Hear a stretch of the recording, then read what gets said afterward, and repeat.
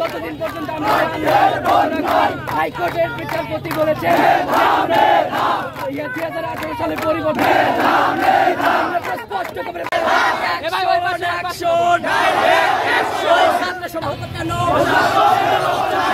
ভাই বললে কেন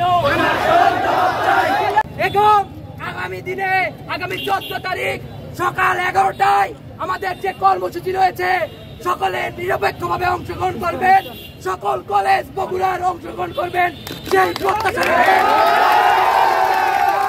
এখানে শেষ করছি। আমাদের আবেদন ছাড়া হলো এখানে 80% কোঠার আধারে, এরপরে আবার কি রেলওয়ে কর্মচারীদের কোঠা, তারপরে মুক্তিযোদ্ধার কোঠা, মাত্র 2 জন নরমাল মানুষ পাবে মাত্র রেলওয়েতে চাকরি। কেন আমরা কেন এই কোঠার মাধ্যমে এত আমাদের দমিয়ে রাখার চেষ্টা কেন করা হচ্ছে? এই যে কুমিল্লাতে আমাদের ভাই বোনরা আন্দোলন করতেছে, কেন তাদের উপর নির্যাতন করা হবে? আমাদের শান্তিপূর্ণ আন্দোলন চাচ্ছি, আমরা শান্তিপূর্ণভাবে আমাদের দাবি জানাচ্ছি। প্রশাসনের উচিত যে এখানে আমাদের প্রোটেকশন দেওয়া, তা না দিয়ে তারা আমাদের উপরে হামলা চালাচ্ছে। কোন ধরনের যুক্তিযুক্ত কথা? কোঠা প্রথাকে কেন্দ্র করে আপনারা দেখেছেন এর আগেও আমরা কোঠা প্রথা নিয়ে আন্দোলন করেছিলাম, কিন্তু প্রশাসন আমাদেরকে বারবার এটা নিয়ে চুপচাপ থাকতে বলেছে এবং আমরা যে আমাদের সকল স্টুডেন্টকে ঘরে যাইতে বলেছে এবং ঘরে যাবার কথা বলে আমাদেরকে কিন্তু একটা স্বতঃস্ফূর্ত আন্দোলনকে তারা ধামাচাপা দিয়েছে। তখনকার মতো তারা আর কোনো ইনিশিয়েট হাতে নেয় নাই। আবার যখন আমরা এই কোঠা প্রথাকে সামনে নিয়ে আবার যখন আন্দোলনে নেমেছি, তো সকল দিক থেকে আমাদেরকে আবারও শান্ত হতে বলা হচ্ছে, আবারও ধৈর্য ধরতে বলা হচ্ছে, আমাদেরকে আবার ঘরে ফিরে যাবার কথা বলা হচ্ছে। কোনোভাবে আমাদের এই স্বতঃস্ফূর্ত আন্দোলনটাকে সেটাকে আবারও ধামাচাপা দেবার আরেকটা নতুন করে পায়তারা করা হচ্ছে, যেটা কোনোভাবে আমরা ছাত্র সমাজ চাই না। কিছুদিন আগে যে প্রশ্ন ফাঁস হলো প্রশাসন কোথায়, সেইখানে তো এখন পর্যন্ত দৃষ্টান্তমূলক কোনো কিছু সামনে আনতে পারেনি। আমরা এই আন্দোলন করছি তখন গুটি কয়েক ছাত্র সমাজ আমরা শান্তিপূর্ণ আন্দোলন করছি, তখন তারা হামলা চালাতে এসেছে।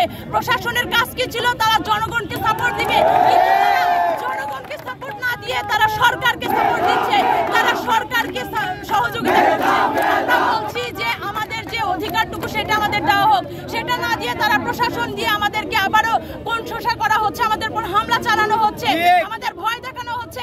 কোথায় যেখানে ওদের অন্যায় দমন করার কথা সেখানে তারা কোনো ভূমিকা রাখছে না, যারা প্রশ্ন ফাঁস করেছে সেইখানে তারা কোনো আইনের কোনো দৃষ্টান্তমূলক এখনো কোনো ভূমিকা নেয়নি। আমরা সাধারণ শিক্ষার্থী, আমরা শান্তিপূর্ণ আন্দোলন করতে এসেছি, আমরা তো কারোর অন্যায় করিনি, আমরা আমাদের যৌক্তিক যে দাবি সেই যৌক্তিক দাবিটা মাত্র তুলে ধরেছি।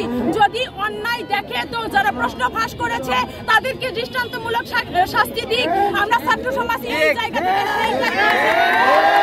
আমরা বলছি আমরা এই রাজপথ ছাড়বো না যতক্ষণ না পর্যন্ত আমাদের দাবি আদায় হচ্ছে।